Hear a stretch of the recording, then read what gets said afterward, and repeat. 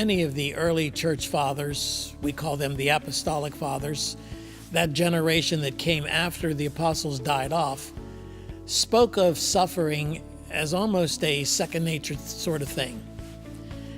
When you read their writings and you read the materials that they wrote back and forth to each other, suffering was inevitable, and they knew that. They lived in a culture of persecution. It was extremely difficult to be a Christian in those days. In fact, your next door neighbor could come and just swear out a warrant against you just for being a Christian. And so the early church suffered greatly because of the persecutions that came from men like Nero and Valerian, and the persecutions that came under the different Caesars.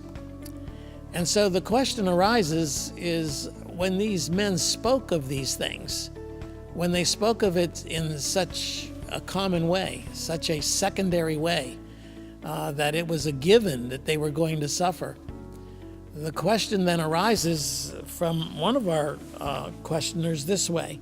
We know that through the writings of the saints that they understood many of their sufferings as being sent by God. Does this not contradict the idea that God is opposed to suffering and death? And why does God permit the innocent to suffer, such as babies and children? I mean, these are good questions. Now, the early church understood suffering in a different context than we do today. We live in an American culture that seems to be free of suffering. We consider when we have some sort of physical pain or some physical setback as suffering, and it is. We do suffer physically. We, just like everybody else around the world, we have the same diseases that they do, the same broken bones and the same broken limbs that other people get, we get. But in our culture today, there is no suffering as a Christian. We do not suffer because of our faith. The world doesn't like our faith. They speak openly against our faith. They make it difficult for us to speak freely of our faith.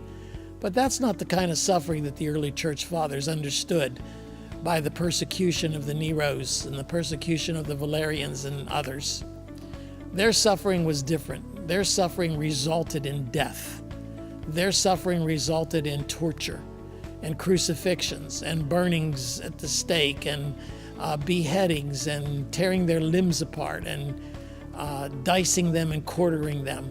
I mean, these are the kinds of forcible punishments that took place in the early church that the writers spoke of. And so comparing apples to oranges, their suffering compared to our suffering is somewhat of a grave misunderstanding. But the broader question of why do children suffer, why do the innocents suffer, is a question that's been asked for generations. Why does God permit little children around the world to suffer horrible things happening to them?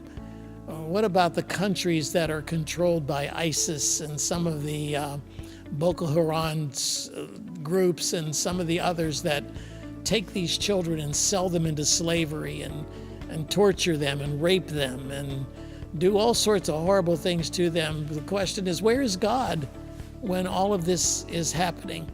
What kind of a God would permit all of this to take place?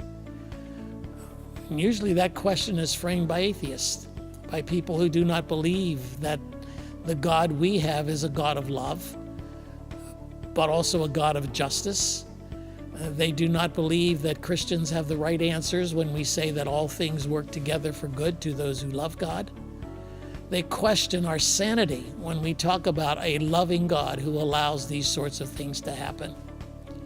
The greater question and the greater issue that we have to address is the issue of sin and what sin did to this world.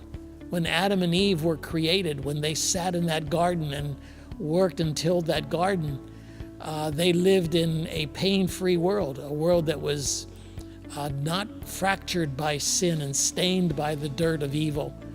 They lived in a perfect world where their fellowship with God was one of which they dined with Him and communed with Him in the garden. They would speak to each other in the garden. They would walk through the garden together and speak with God. That's a world vastly different from ours today, because when Adam and Eve sinned and fell and the curse of God was upon the earth, the degree of evil and the downward spiral of evil began. And it will not end until Christ comes again. That spiral continues to get worse and worse and worse, because we do live in that fallen, sinful, broken world that is getting worse and worse as time goes on. It will come to a point when Christ returns, when the last bit of suffering has taken place, when the last child has died, when the last drop of the martyr's blood has been poured into the cup. Until then, we have to wrestle. And we have to wrestle sometimes with God. I like to refer to it as the gift of wrestling. The story of Jacob is one that comes to mind. When Jacob wanted to be blessed by God. Now, Jacob was a liar, a hoax, and an imposter. He was a trickster. He was a man who cheated his own brother out of his birthright. And yet he became the very father of the nation of Israel. And during his crisis of faith, he asked God to bless him. And God refused to bless him. And Jacob's response was, I will not let you go. I will hold on to you until you bless me. And God touched, the Bible says, the hollow of his thigh and blessed him. Well, what did that mean? That meant that Jacob went through the rest of his life with a limp, because God had touched the hollow of his thigh and crippled him to the point where every day when he got up and would walk, he was reminded of the fact that he had wrestled with God. I think wrestling with God is something that most of us don't understand as a gift. Answering these tough questions like, why do children suffer, and why are there martyrs in the world, and why is evil running rampant, misses the point that during this lifetime we must wrestle with God to get the answers to those questions for our own personal lives. But that wrestling with God will culminate one day when Christ returns, and we will have no more questions. There will be no more doubts, because there will be no more suffering. Everything that transpired up to that point will make complete sense. We will see that all along God has been painting a masterpiece, a wonderful picture, putting all the pieces together, all the finishing touches on that great and glorious day when the suffering in this world that is designed to point us to the next world, to show us that there is something much bigger, much better, much more glorious that is coming, all of it comes to pass. Until that day, we must wrestle. We must wrestle with tough questions, because we do live in a fallen and broken world, fractured by sin, fractured by evil, so much so that each day as it gets worse and worse and worse, and we see men doing things that we never thought men were capable of doing, horrific things to one another, that all of it will come to a complete halt one day when Christ returns to judge the living and the dead. Until that day, wrestle on.